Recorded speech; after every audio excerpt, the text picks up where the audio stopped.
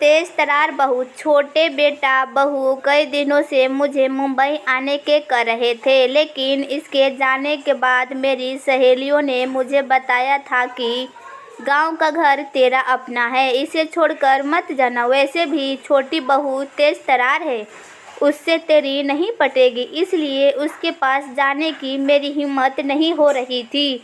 ऐसा नहीं था कि यहाँ गांव में बड़े बेटा बहू मुझे बहुत प्यार से रखते थे। वास्तव में बड़ी बहू तो कभी सीधे मुंह बात भी नहीं करती थी।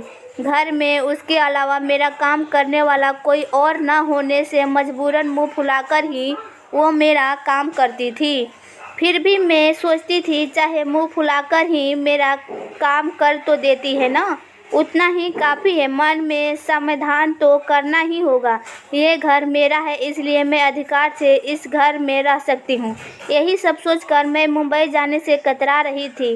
पिछले कुछ दिनों से छोटे बहू कुछ ज़्यादा ही फोर्स कर रहे थे, इसलिए मैं उनके साथ मुंबई आ गई। घर में आने के बाद जब मैं बाथरूम गई तो बाथरूम में वेस्टर्न स्टाइल की लैट्रिन सीट देखकर मुझे आश्चर्य हुआ, क्योंकि जब फ्लैट बन रहा था तब मैं नहीं जिद करके इंडियन स्टाइल की लेडीज सीट लगवाई थी। अब मुझे वेस्टर्न बिल्कुल नहीं सोता था, लेकिन अब घुटनों के ऑपरेशन के बाद तेज तरार बहू ने मेरी सुविधा का इतना ख्याल रखा, ये देखकर सुखद एहसास हुआ। दूसरे दिन शाम की चाय के बाद सब लोग हॉल में बैठे थे तो शिल्पा ने कहा, मम्मी जी चलिए हम सब मॉल में घूमने चलते हैं। आप तैयार हो जाइए। मैं क्या करूँगी मॉल जाकर, जो हम सब करेंगे वो आप भी करना। नहीं बेटा, मैं घर में ही ठीक हूँ, तुम सब लोग जाओ। आखिर आप हमारे साथ मॉल में क्यों नहीं आना चाहती? शिल्पा, यदि मम्मी नहीं आना चाहती है तो रहने दो ना, बेटे ने कहा। आप रहने दीजिए जी, आपको किसने कहा हम दोनों के बीच में बोलने को?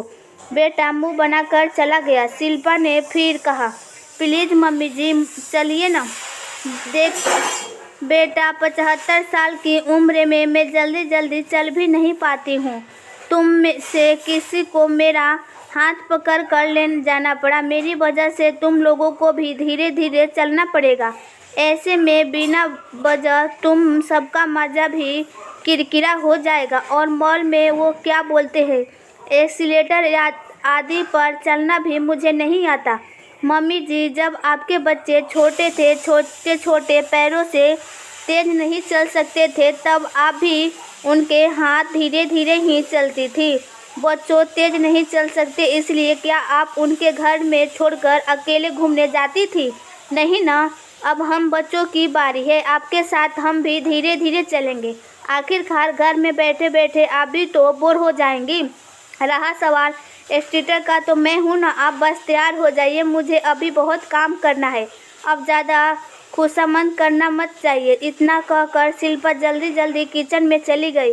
बेटे ने कहा, सॉरी मम्मी, आप बुरा मत मानिए, क्या करूँ, शिल्पा स्वभाव से थोड़ी तेज ही है। आजकल तो उसकी जुबान कुछ ज़्यादा ही कड़वी हो गई है। बहू के प्यार भरी डांट से मेरी आंखें भीग हो गई। मैंने कहा, बेटा मीठा बोलने वाले तो बहुत देखे हैं, लेकिन शिल्पा के तेज स्वभाव में भी एक अपनापन है। मैं सालों से इसी अपनापन के लिए तरस रही थी। जाकर तू भी तैयार हो जा, नहीं तो मुझे भी डांट खानी पड़ेगी। मॉल में जाने पर मैंने देखा कि गार्डन फ्लोर पर तो ज़्यादा कुछ है ही नहीं, ऊपर ही जाना पड़ेगा। बहुरानी जिद करके मुझे मॉल में ले तो आए, लेकिन अब मैं एस्केलेटर से ऊपर कैसे जाऊंगी? सब मुझे देखकर हंसेंगे। ये सब सोच सोच कर मैं परेशान हो रही थी। इतने में शिल्पा बोली, मम्मी जी हम यहाँ 5 मिनट एस्केलेटर के पास खड़े रहते हैं, आप आते जाते लोग को ध्यान से देखिए, वैसे कैसे पहली सीढ़ी पर पैर रखते हैं, वैसे बिन धड़क होकर एस्केलेटर पर चलते हैं, जिसको घर की सीढ़ी चढ़ रहे हैं सब अच्छे से देखिए, ताकि आपको घबराहट कम हो। मैं आने जाने वालों को अच्छे से देखने लगे। मुझे किसी के भी चेहरे पर थोड़ा सा भी डर नहीं दिखा। ये सब देखकर मेरा डर भी कुछ कम हुआ। शिल्पा ने कहा, मैं आपका हाथ पकड़ कर रखूँगी, आप बिल्कुल न घबराते हुए मेरा हाथ पकड़ कर रखिए। चलिए, क्या अब आप एक्सीलेटर पर चलने के लिए तैयार हैं? हाँ ठीक है। ऐसा कहकर मैंने शिल्पा का हाथ कसकर पकड़ लिया। उस वक्त मुझे ऐसा लगा जैसे मैं एक बच्ची हूँ और वो मेरी माँ। जो अपने बच्चों का हाथ पकड़कर उसे एस्केलेटर पर चलना सिखा रही है। जैसे ही हमने पहली सीढ़ी पर पैर रखा, मेरा बैलेंस थोड़ा सा बिगड़ा, लेकिन शिल्पा का हाथ पकड़ते हुए होने से जल्दी ही मैं संभल गई। मैं कुछ सोचते उसके पहले ही हम लोग ऊपर पहुंच गए।